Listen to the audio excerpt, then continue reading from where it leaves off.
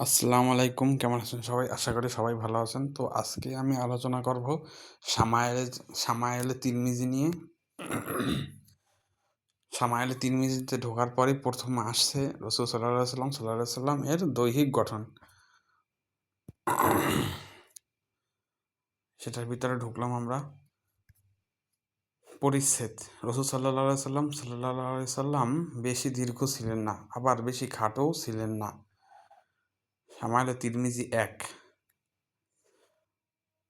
আনাস ইবনে মালিক রাদিয়াল্লাহু তাআলা আনহু হতে বর্ণিত, তিনি বলেন, রাসূল সাল্লাল্লাহু আলাইহি সাল্লাম খুব দীর্ঘ ছিলেন না, আবার খাটোও ছিলেন না।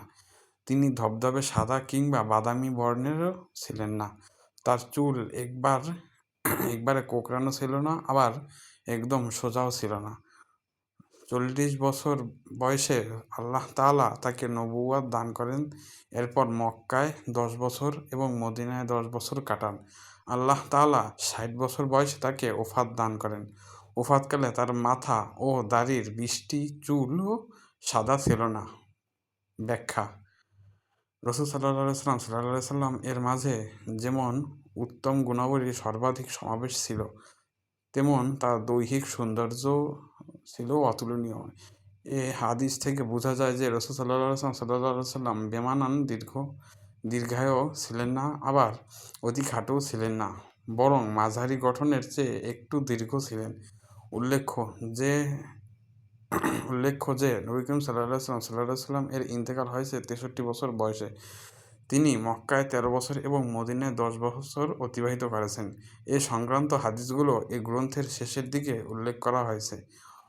বর্ণিত হাদিসটিতে দশকের পরের সংখ্যা ৩ বাদ দিয়ে মক্কায় অবস্থানকাল ১০ বছর এবং নবী সাল্লাল্লাহু এর মোট বয়স ৬০ উল্লেখ করা হয়েছে।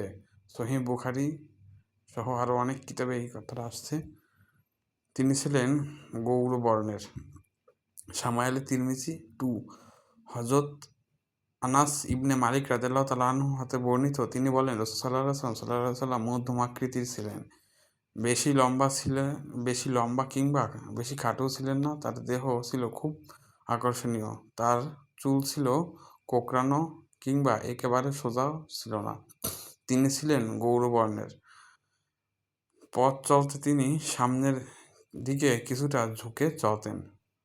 মুসনাদে আবু ইসা শারহু সুন্নাহ। তিনি ছিলেন মধ্যম আকৃতির। সামাইলে তিরমিজি ৩। বারা ইবনে আজিব রাদিয়াল্লাহু তাআলা আনহু হতে বর্ণিত, তিনি বলেন, রাসূল সাল্লাল্লাহু আলাইহি সাল্লাম মধ্যম আকৃতির ছিলেন। তার দুই কাঁধের মধ্যবর্তী অংশ ছিল তুলনামূলক প্রশস্ত। তার ঘন চুলগুলো কানের লতি পর্যন্ত লম্বা ছিল। তার দেহে লাল লুঙ্গি ও লাল চাদর শোভা পেত। আমি তার তুলনায় সুদর্শন কাউকে কখনো দেখিনি। ব্যাখ্যা: এ হাদিস লাল চাদর ও লুঙ্গি পরিধান করার কথা উল্লেখ করা হয়েছে, অথচ রাসূল সাল্লাল্লাহু পুরুষের জন্য লাল কাপড় পরিধান করতে নিষেধ করেছেন। এ বিরোধ সমাধানে কেউ বলেন, উজ্জ্বল লাল পরিধান করতে নিষেধ করা হয়েছে। এখানে যে কাপড়দ্বয়ের কথা বলা হয়েছে সেটা লাল ডোরাকাটা ছিল, উজ্জ্বল লাল বর্ণের ছিল না। সহিহ বুখারী, সহিহ মুসলিম।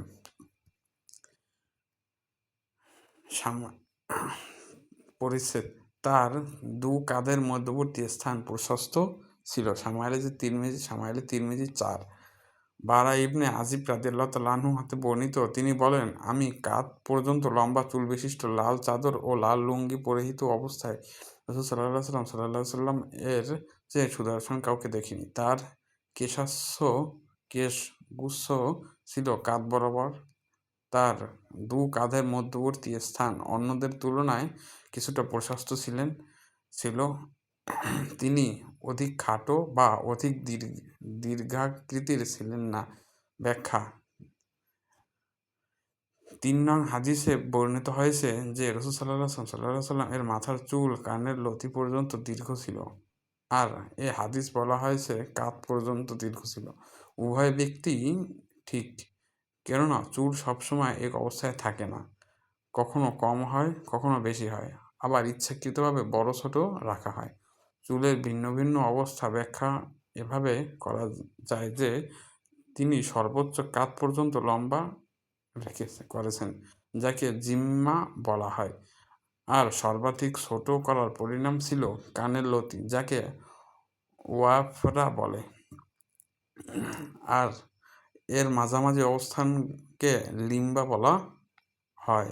সহিহ মুসলিম, সুনান আহমদ। পরিচ্ছেদ: তার হস্তদ্বয় ও পদদ্বয়ের তালু এবং আঙ্গুলসমূহ ছিল মাংসাল। সামাইলে তিরমিজি 5।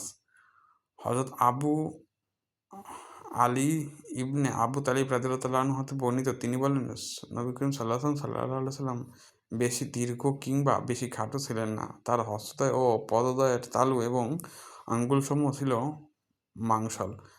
তার ছিল কিছুটা বড় এবং হাত পায়ের জোড়াগুলো ছিল মোটা। বুক হতে নাভি পর্যন্ত পশমের একটি সরু রেখা প্রলম্বিত ছিল। যখন পথ চলতেন মনে হতো যেন কোনো উঁচু স্থান হতে নিচে অবতরণ করেছেন। বর্ণনাকারী বলেন, তার পূর্বে কিংবা পরে আমি তার মতো অনুপম আকর্ষণীয় আর কাউকে দেখিনি। মুসনাদে আহমদ, মুস্তাদের হাকিম, সহিহ ইবনে হিব্বান। তিনি ছিলেন প্রশস্ত মুখ, ডাগর চোখ এবং সরু গোড়ালি বিশিষ্ট।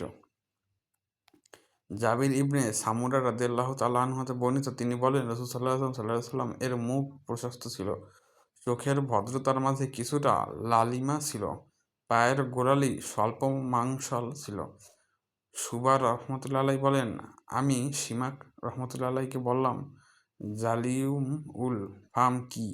তিনি বললেন, বড় মুখ গহ্বর বিশিষ্ট। আমি আবার বললাম, আশকালুল আইন কি? তিনি বললেন, ডাগর চোখ বিশিষ্ট। আমি বললাম, মানুষ হুসুল আকিব কি? তিনি বললেন, সরু গোড়ালি বিশিষ্ট।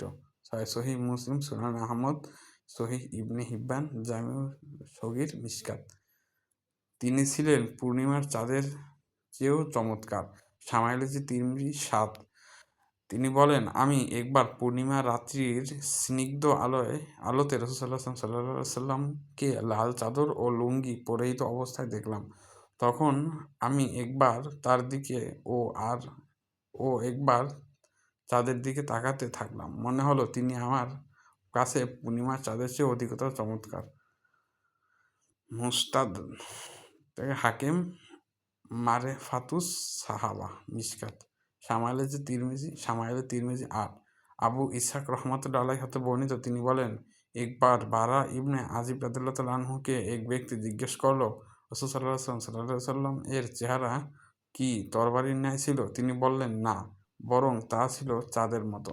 ব্যাখ্যা: তরবারির সাথে সাদৃশ্য করা এজন্য ত্রুটিযুক্ত ছিল যে এতে চেহারা অধিক লম্বা হওয়ার ধারণা সৃষ্টি হতে পারে। তাছাড়া তরবারির চমকে শুভ্রতা বেশি থাকে, কিন্তু উজ্জ্বলতা থাকে না।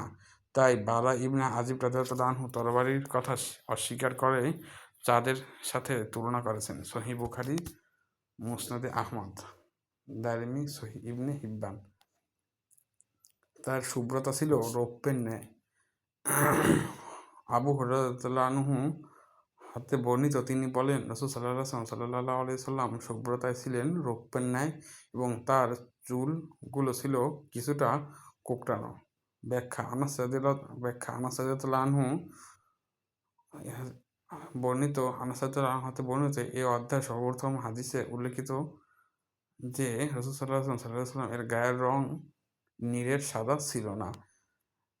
তাই এ হাদিসে তাকে রূপার সাথে তুলনা করা হয়েছে। তিনি লাল মিশ্রিত সাদা ছিলেন এবং উজ্জ্বল সুন্দর ছিলেন। জামেজ সাগীর, সিলসিলা সহিহ।